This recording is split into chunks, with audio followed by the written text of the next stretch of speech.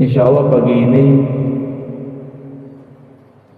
kita akan mencoba sedikit membedah satu kisah yang ada di dalam surat Al-A'raf.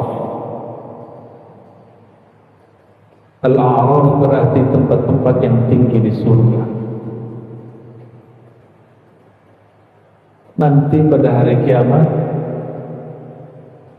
Allah Subhanahu wa Ta'ala memasukkan ahli surga ke dalam surga, ahli neraka ke dalam neraka. Dan di saat itulah nanti penduduk surga memanggil penduduk neraka. Oh, berarti penduduk surga neraka ini masih bisa komunikasi. Pakai kartu apa tuh ya? Pakai handphone apa tuh? Kita nggak tahu ya. Maka dalam ayat 44 silakan dimulainya 44 sampai 50-an lah ya. وَنَادَى أَصْحَابُ الْجَنَّةِ أَصْحَابَ النَّارِ أَنْ قَدْ وَجَدْنَا مَا وَعَدَنَا رَبُّنَا حَقًّا. Kata ahli surga, hai penghuni neraka, kami mendapatkan apa yang dijanjikan Tuhan kami itu benar. Bagaimana dengan kalian yang dulu dikabarkan kalau kalian kufur kalian akan mendapatkan siksa? Kalian dapatkah itu? Itu obrolan mereka. Qalu na'am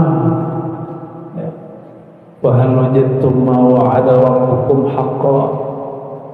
Qalu na'am. Orang-orang di neraka jawab, betul kami mendapatkan apa yang kalian kabarkan dulu. Kalau kufur disiksa. Kalau kata ahli surga, jadi dulu di waktu dunia ahli surga tidak vokal, tapi ketika nanti di akhirat yang vokal siapa? Ahli surga. Fa'adzana mu'adzinun bainahum an la'natullahi 'alal zalimin. Lalu ada malaikat yang berseru, malaikat yang berazan. Jadi ada azan itu, ada azan berarti memanggil untuk sholat, ada azan berarti i'lam, pemberitahuan,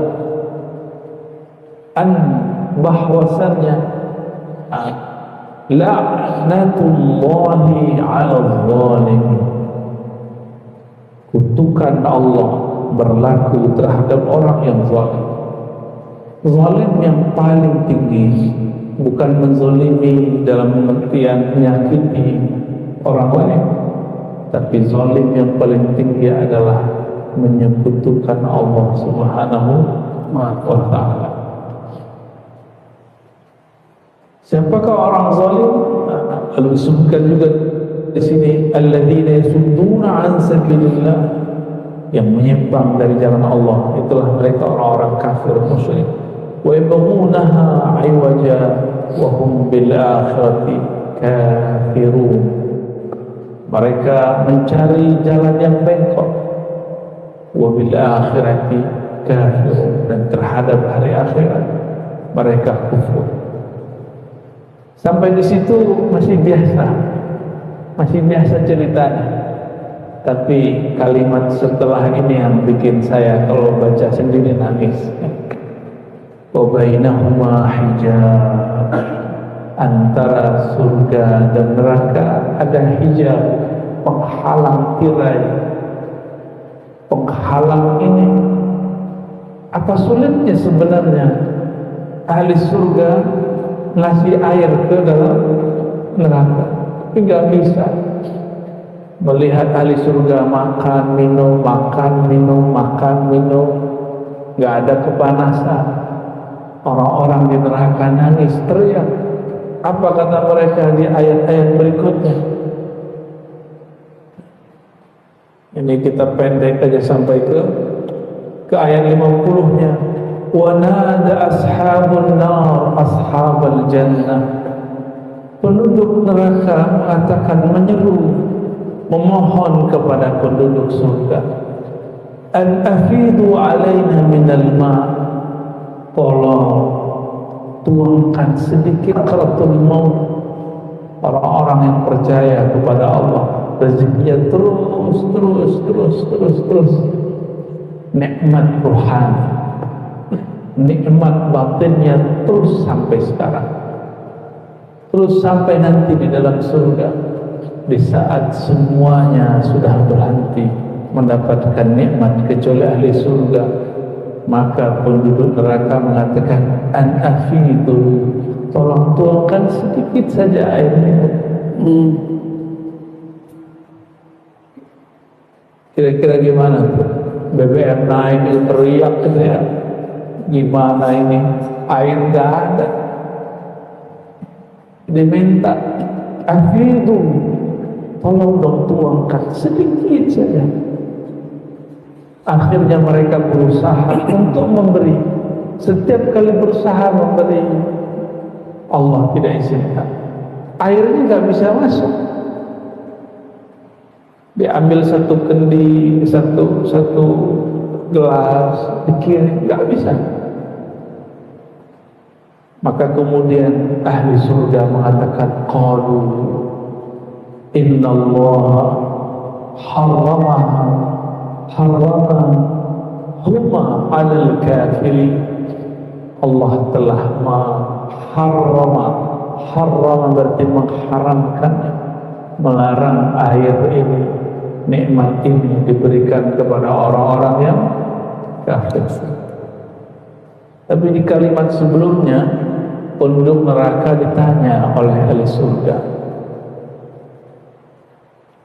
wa nada ashabul a'raf, yang tinggal di tempat-tempat yang tinggi,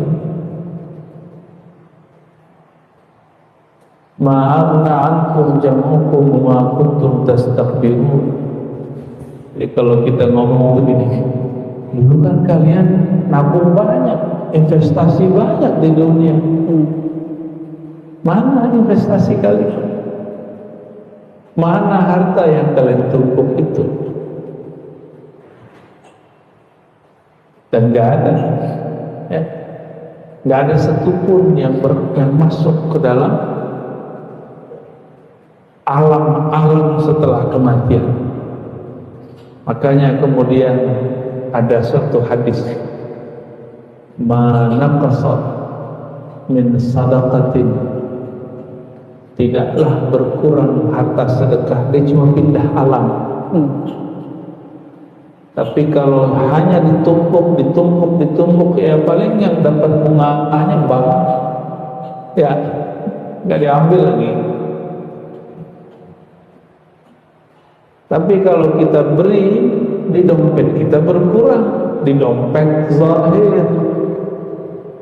Nih, saya kasih tahu, walaupun kita mengatakan ini duitku, tapi itu belum tentu rezeki kita. Sampai rezeki itu kita makan. Baju kita banyak, tapi rezeki kita hari ini cuma baju yang kita pakai. Yang di lemari itu bukan rezeki kita, belum. Maka uang yang di dalam tabungan itu belum rezeki kita, baru kita kumpulkan. Jam'ukum, yang kalian kumpulkan.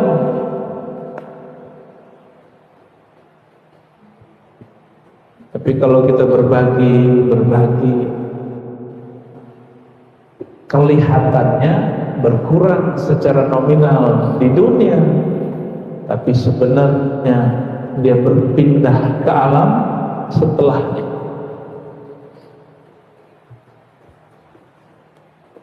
Bapak Ibu saudara sahabat-sahabat yang karena Allah, lupa kalau begini ya. Alhamdulillah. Nah ini dialog, berarti dialog ngobrol-ngobrolnya ahli surga masih ada sampai nanti, masih ada. Nah, semoga ini pembukaan untuk membuat kita mau beramal ahli surga meskipun di dunia. Jadi kita segerakan amalnya. Tidur itu nikmat, Pak. Nikmat, emang ada rasanya tidur? Apa rasanya tidur? Enggak ada rasa tidur. Tidur itu enggak ada rasanya. Mau tidur 3 jam, tidur 5 jam sama aja. Enggak ada rasanya. Rasa apa? Manis, kayak seger. Ya, bangunnya, bukan Bangunnya. Cuma ingat sebelum tidur dan setelah tidur. Makanya Nabi mengatakan an-naumu akhul maut. Tidur itu saudaranya mati. Kalau di surga gak ada lagi kematian. Gak ada lagi kematian. Di neraka juga gak ada mati. Maka orang surga gak sempat tidur karena gak pernah capek. Orang capek itu isi perasaan yang capek.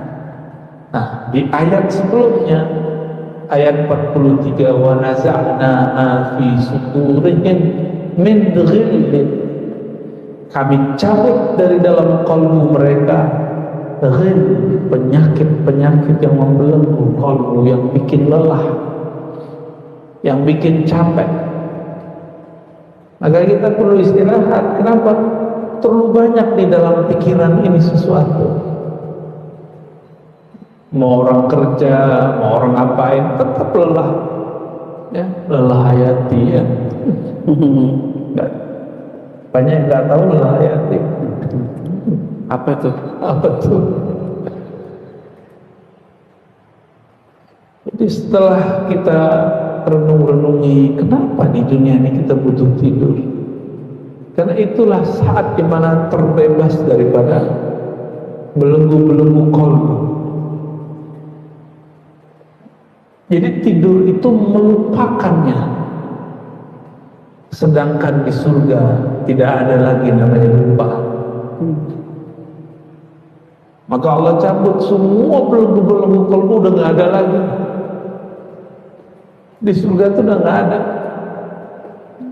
nggak ada sama sekali. Maka orang-orang di surga nggak pernah capek, nggak pernah lelah. Orang kalau happy, energinya berlipat-lipat, betul ya? Saya punya guru, dikabarkan beliau ini sakit, udah hampir lumpuh, jarang sekali jalan. Ahli hisab, bukan hisab dulu, itu lain lagi tuh. Bid'ah itu cum. Dikabarkan dapat hadiah haji dari pemerintah waktu itu. Zaman-zaman dulu, zaman masih orde sebelum ini. Orang lagi berbaring, tidur langsung berdiri lalu sujud syukur. Orang bingung, ini katanya lumpuh, kok mampu berdiri? Kok bisa sujud lagi? Tadinya sholat cuma di atas kasur. Dan sampai di sana tawaf biasa, kuat. Kenapa? Hatinya senang. Jadi orang-orang yang hatinya bahagia, energinya berlipat. Jadi kalau Bapak punya tim, punya anggota yang bekerja, bikin dia happy, maka mereka akan bekerja sepenuh hati, seneng. Mau ditawarin gaji lebih gede di luar, tapi kalau perasaannya nggak enak, dia pilih sama kita. Tapi jangan kecil juga gajinya. Yang bikin dia nyaman gitu.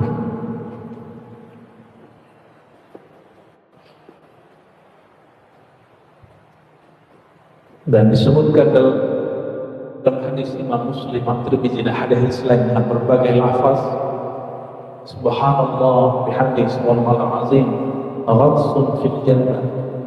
Ungkapan subhanallah bihamdihi subhanallahul azim itu adalah kebun-kebun surga, pohon-pohon surga. Pohon surga yang paling biasa kita lewati mi'ati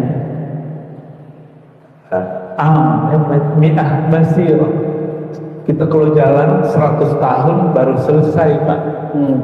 Jadi pohonnya indah, cabang-cabangnya menjulang kemana-mana. Kita jalan dari bagian paling ujung ke ujungnya 100 tahun. Itu gede betul. Satu subhanallah wa bihamdi subhanallahil azim. Makanya Imam Abdul Hasan Syazili menjadikan wirid utamanya, salah satunya adalah subhanallah bihamdi subhanallah azim.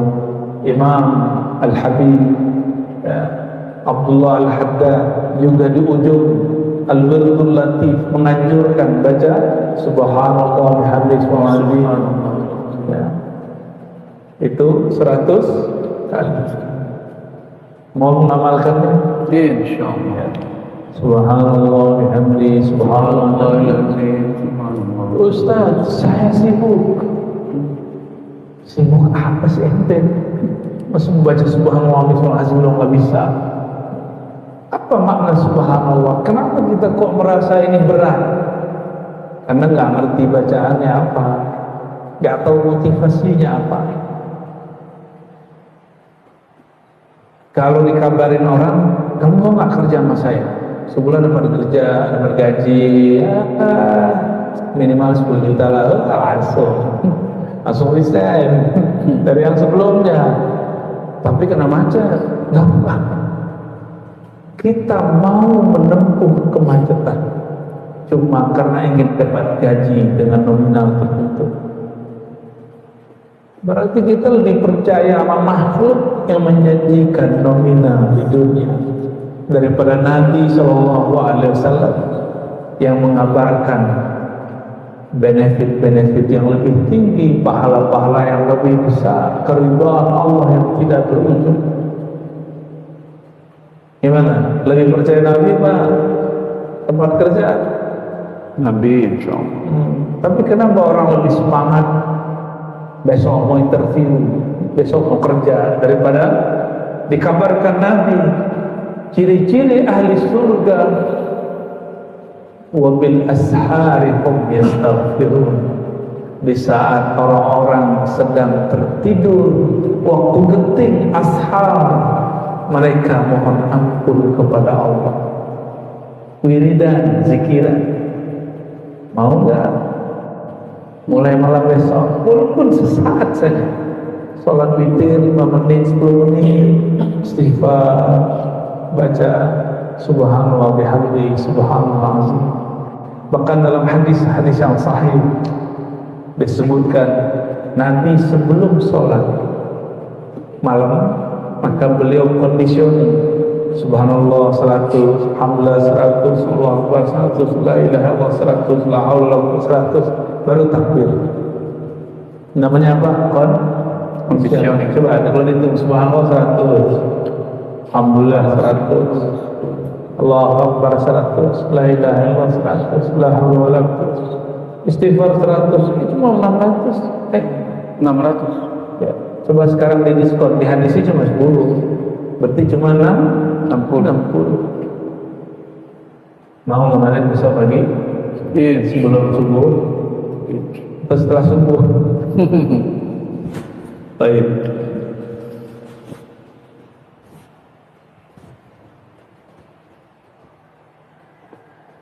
Nabi SAW kunci surga ada di tangannya. Kata beliau, "Wala yadkhul ahadun al-jannata min qabli." Tidak ada seorang pun yang boleh masuk surga sebelum. Maka di tangan Nabi-nya ada apa? Kode-kode masuk surga. Jadi mirip-mirip kayak kita kerja. Kuat. Kalau orang Indonesia sebenarnya fingerprintnya. Fingerprint. Oh, Kalau bahasa Inggrisnya apa? Finger. Itu buka. Nabi Ibrahim nggak punya. Nabi Adam gak punya Nabi Adam, Nabi Nuh, Nabi Ibrahim, Nabi Musa, Nabi Isa, 124.000 para nabi tidak punya hak, gak punya kode masuk surga. Nunggu Nabi Muhammad membuka, maka bernamalah Sayyidina Muhammad SAW Muhammad Al-Fatih. Jadi Al-Fatih itu gelar hakiki Nabi Muhammad. Sedangkan Al-Fatih di masa Turki Utsmani itu cuma Al-Fatih Konstantin. Al-Fatih Al-Hakiki Nabi Muhammad Sallallahu alaihi wasallam. Disitulah rahasianya sholawat Al-Fatih. Mau ngamalin? Insya Nanti minta ke Ustaz ya. Saya izinkan mengamalkannya. Saya ijazahkan yang hadir membaca sholawat Al-Fatih. Allahumma salli ala Sayyidina Muhammadin Al-Fatih lima ughliq. Ya Allah, sampaikan salam rahmat cinta kami kepada Nabi Muhammad sallallahu alaihi wasallam Al-Fatih, sang pemegang kunci yang terbuka, termasuk kolbu yang terkunci, Rasulullah yang buka. Jadi kalau kita kurang frekuensi dengan yang di rumah, dengan keluarga, dengan saudara, kirimkan bacaan Al-Fatihah dan sholawat, hadiahkan untuk kolbu pikirannya. Anak kita sulit fokus, bacakan sholawat, Allah akan bukakan pelan-pelan, jangan baru baca sekali dua kali ya. Saya dulu masih kecil udah hobi begitu. Orang masih umur 12-13 tahun dikabarin guru, ambil air hujan, baca 70, itu banyak banget 70. Fatihah 70, ayat kursi 70, kuliah 70, kul 4 70. Coba kali itu berapa nih? Orang masih umur 12-13 tahun, tapi saya merasakan efeknya saat itu. Kita mendapatkan az-zakah biiznillah, kecerdasan. Berarti yang cerdas bukan Allah itu, dicerdaskan karena berkah ayat-ayat. Sampai hari ini keberkahan itu yang saya rasakan. Baca satu teks nggak lupa insya Allah. Allah izinkan. Kenapa? Muhammad Al-Fatih, Nabi Muhammad SAW yang membuka khazanah qalb. Ya.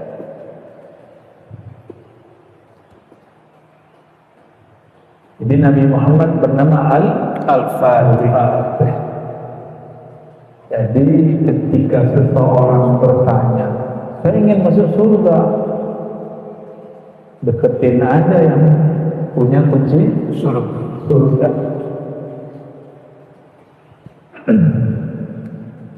Lalu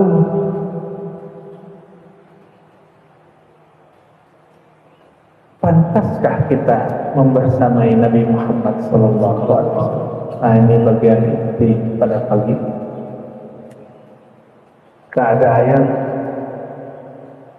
qad aflaha man zakka wa qad khaba man dassaha. Kalau di Al-A'la gimana sebenarnya?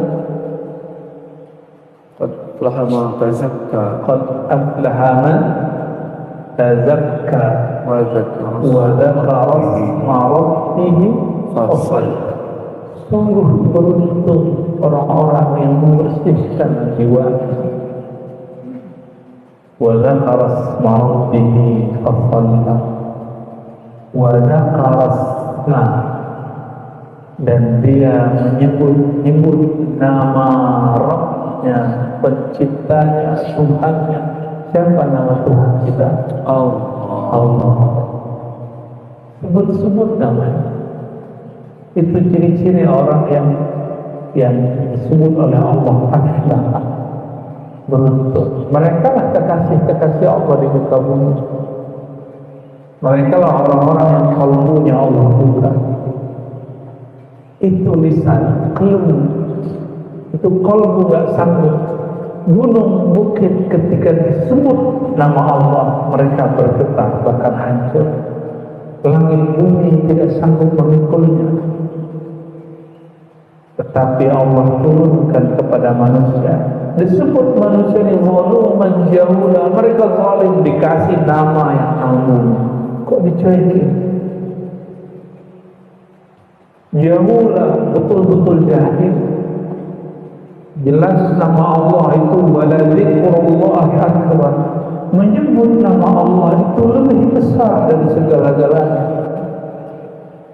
Karena kita nggak tahu hebatnya yang punya nama, kan nggak pernah yakin kalau doa.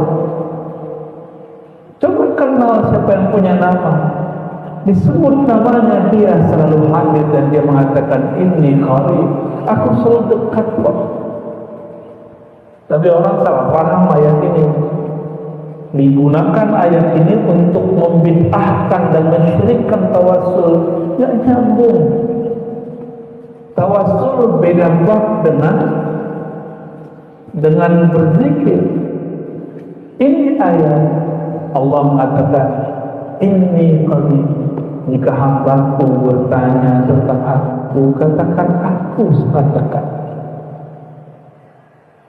Ana ma'ahu idza dzakara, kedekatannya dapat dirasakan jika dia sebut namaku, maka aku akan terasa bersama. Wazkuruni azkurkum, sebutlah namaku, aku akan sebut kamu. Panggillah aku panggil kamu. Ini pertanyaan yang saya sering ulang-ulang, masih ingat berapa bulan yang lalu? Duluan mana yang menyebut? Duluan mana yang manggil? Sebutlah aku sebut kamu. Lebih dulu kita atau Allah? Allah itu bernama Awal Awal wal Akhir. Dialah yang maha awal, tapi dia juga menyebut maha akhir. Karena dia maha awal, dia yang sebenarnya yang pertama manggil kita, tapi terasanya terakhir. Awal Awal wal Akhir, terasanya terakhir. Ini salah satu makna daripada awal dan akhir. Kita sebut ya Allah. Allah jawab, ya abdi, wahai hamba. Itulah dialog Al-Fatihah. Dialog ini yang terjadi dahulu waktu baginda Nabi Muhammad SAW diundang ke arasnya. Nabi Muhammad diizinkan memandang Allah di mana saja, karena sholatnya Nabi adalah memandang Allah. Anta'budallah ka'annaka tarah. Nabi kalau sholat mandang Allah langsung. Tapi bedanya kalau mandang Allah di arah itu sama dengan ibadah alam semesta. Coba sholat 2 rakaat di Masjidil Haram sama dengan berapa? 100.000. 100.000 itu baru tanah yang tandus, tapi dulu pernah menjadi tempat tawafnya para malaikat, tempat tawafnya Nabi Adam, Nabi Yunus, Nabi Nuh, Nabi Ibrahim, Nabi tawaf semua di situ. Maka kita mutar sejenak di situ, sholat di situ sama dengan 100.000. Kalau naik lagi ke atasnya ada namanya Al-Bait Al-Ma'mur, beribadah di sana lebih canggih lagi, lebih dari 100.000, dikalikan lagi nggak tahu berapa kali. Gimana kalau ibadahnya di Ka'bah yang lebih tinggi lagi, di tempat yang lebih tinggi lagi, lalu puncaknya arah Allah Subhanahu wa Ta'ala. Jadi Nabi itu sejenak saja di arasnya sudah sama kayak ibadah alam semesta. Ini bukan mengada-ngada. Ini hitungan analognya itu. Jika di bumi tempat paling mulia bernama Makkah, Al-Bait Al-Haram, 1 rakaat di sana sama dengan 100.000 rakaat di luar. Gimana kalau di atasnya? Gimana kalau di atasnya? Di atasnya terus puncaknya adalah aras Allah Subhanahu wa Ta'ala. Yang mana Sayyidina Jibril nggak dapat izin masuk, karena dia nggak punya kodenya, ya. Padahal dia cahaya, tubuhnya Sayyidina Jibril tubuh cahaya, tapi dia terbakar melewati cahaya-cahaya yang lebih kuat dari itu. Nabi Muhammad SAW disebut nur ala nur, makanya Allah izinkan. Jadi tubuh Nabi itu cahaya semua. Oleh karena itu rambut Nabi yang tersisa hari ini, kalau orang-orang ahli qalbu dia melihatnya seperti cahaya. Sallallahu alaihi wasallam. Nabi bagikan rambut-rambut itu ketika beliau umrah haji. Nabi ketika umrah haji ini sunnah. Kalau umrah jangan gaya-gayaan deh, nggak sewot juga kan, nggak orang-orang fashion juga. Malas gitu, motongnya dikit. Malu, sekarang kelihatan nggak ganteng, mau kawin lagi. Potong yang lengkap, dicukur. Karena Nabi mengatakan, ya Allah, rahmati orang-orang yang mencukur 3 kali. Yang nggak nyukur bilang, ya Rasul, gimana kalau kami cuma potong dikit? Nabi ulang, ya Allah, rahmati orang yang cukur 3 kali. Yang keempat baru yang gaya-gayaan. Jadi tahallul itu sunnahnya apa? Botak.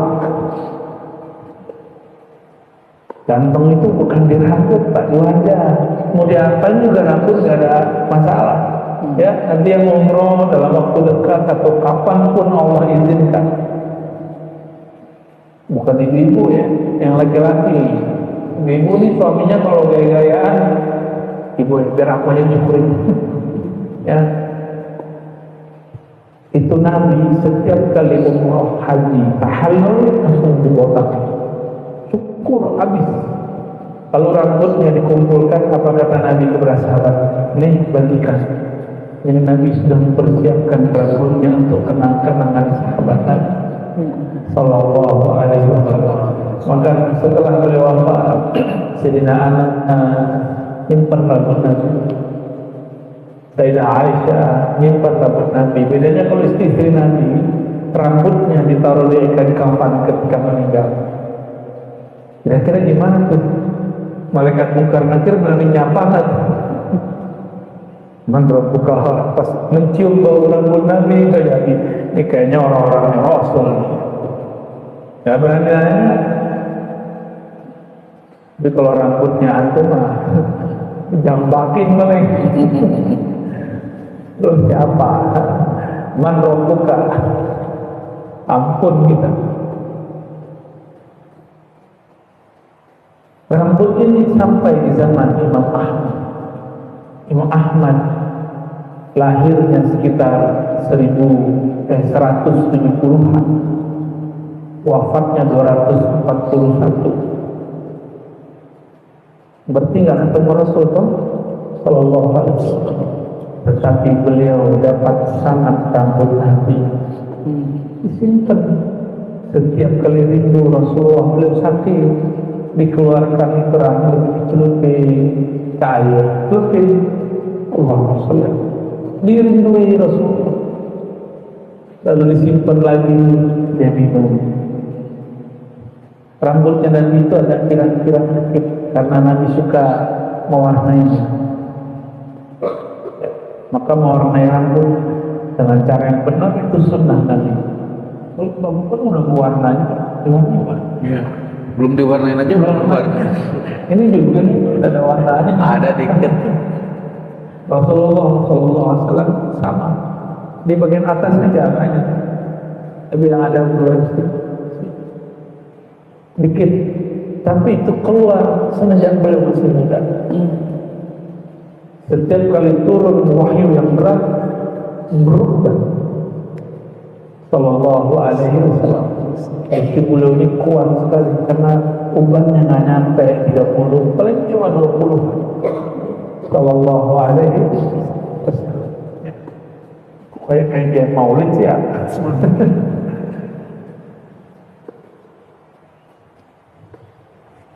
Nabi Muhammad Sallallahu alaihi wasallam ketika beliau melewati suatu tempat yang di situ orang-orang kafir dulu gugur, tempat perang Badar. Itu orang-orang kafir berlepakan di situ.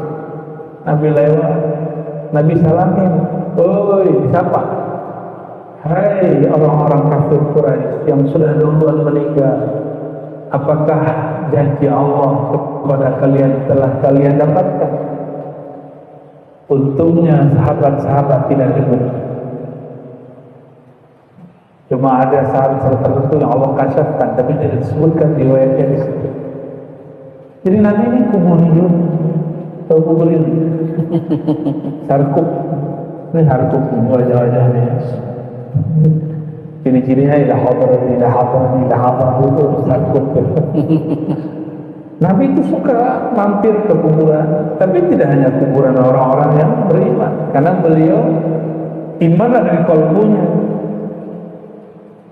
Bahkan setiap menginap di rumah Sayyidah Aisyah, malam-malam Sayyidah Aisyah tidur, beliau keluar ke kuburan Baqi'. Malam-malam gelap-gelap ke kuburan. Nabi nggak takut. Nah, ini yang waras begitu. Kita kan banyak yang nggak waras. Takut mau orang mati. Waras nggak? Takut tuh mau orang hidup. Ya Bu ya. Gelap-gelap ada orang hidup digerayanin terus.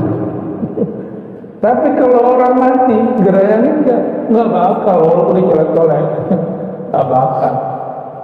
Cuma orang nggak menggunakan akalnya, apalah ta'qilnya tidak bekerja. Yang ada afala tatakhayalun, apakah kamu halus yang banyak halusinasi. Nabi Muhammad SAW mengajarkan banyak menyebut namanya. Banyak-banyak menyebut nama Allah. Ketika seseorang menyebut dengan lisan ini, itu terjemahan yang di dalam qalbu. Maka siapa saja orang yang menyebut nama Allah dengan lisannya, tapi tidak memulai dari qalbunya, itu hampa sekali. Ya, jadi kalau zikir mulai dengan qalbu dulu. Sebelum afdal zikri la ilaha illallah, pejamkan dulu mata, sebut nama Allah di qalbu Allah.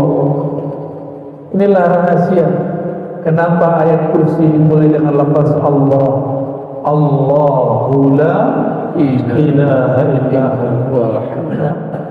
La ilaha illallah, la ilaha nafi, meniadakan, illallah isbat, menetapkan. Tapi Allah dalam ayat kursi didahulukan. Allahu la ilaha illallah. Itu sebabnya kalau talqin zikir itu ada beberapa metodenya. Ada yang la ilaha illallah dulu, ada yang Allah dulu. Allah dengan qalbu. Supaya apa?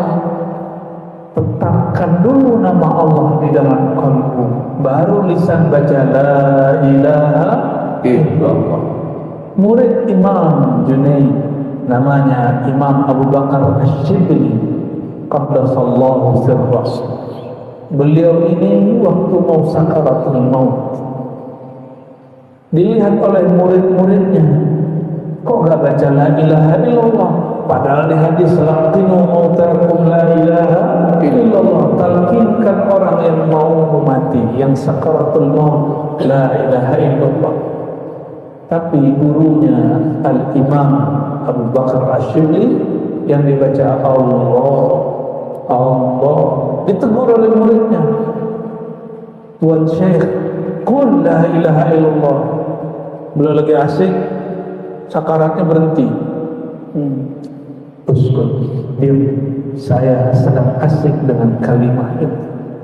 Saya di dalam kalimat itu. Kalau la ilaha illallah masih ada jumlahnya, masih ada kalimat panjangnya. Tapi kalau sudah Allah, inti la ilaha illallah adalah Allah. Intinya lafaz Allah di lafaz Makanya tiga ayat terakhir Al-Hasyr dimulai dengan Wallahul ladzi la ilaha illa hu. Ini 3 kali coba. Wallahul ladzi la ilaha illa hu. Maka zikir hu Allahnya salah satu sunnah yang tertinggal hari ini. Ayat kursi tadi, Al-Hasyr sudah, ayat yang semua orang hafal. Qul huwa Allah, hu juga. Maka tadi waktu saya kedinginan, saya baca hu. Oh, langsung anget. Mau ngamalin nggak? Kapan lagi ketemunya? Saya khawatir kita jarang ketemu, dan saya ijazahin aja deh hari ini. Ya, coba duduk yang benar ya, duduk yang benar. Aja istighfar, astagfirullah, astagfirullahaladzim, astagfirullah. Ikuti, astagfirullah. Kita boleh syahadat. Asyhadu an la ilaha illallah. Ya Allah, aku bersaksi, aku berikrar, aku percaya bahwa tiada yang berhak disembah, tiada tempat menggantungkan harapan kecuali Engkau. Maka ya Allah, ridhoi kami sebagai hamba. Wa ashhadu anna Muhammadar Rasulullah. Sama-sama. Wa ashhadu anna Muhammadar Rasulullah. Aku bersaksi, aku berikrar, aku percaya Nabi Muhammad sallallahu alaihi wasallam adalah kekasihmu, Nabi-Mu.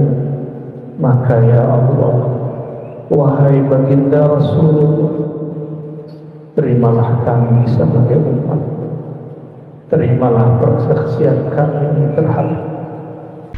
Assalamualaikum warahmatullahi wabarakatuh. Selamat datang di channel Ngaji Santri, tempat di mana kita bersama-sama untuk memperdalam ilmu agama dan menguatkan iman. Semoga sahabat semua selalu senantiasa dalam lindungannya, diberikan kesehatan, dilancarkan rezekinya, dan dikabulkan segala hajat-hajatnya. Amin amin ya rabbal alamin.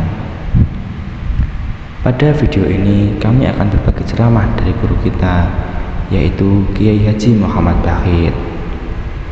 Semoga kita dapat mengambil hikmah dan pelajaran dari video ini. Dan jangan lupa untuk like, share, komen, dan subscribe agar tidak ketinggalan video-video selanjutnya dari kami. Mari kita bersama-sama meniti jalan yang diridhoi oleh Allah Subhanahu wa Ta'ala dan selalu mengingatkan dalam kebaikan. Selamat menonton, semoga konten yang kami sajikan bermanfaat bagi kalian semua. Wassalamualaikum warahmatullahi wabarakatuh.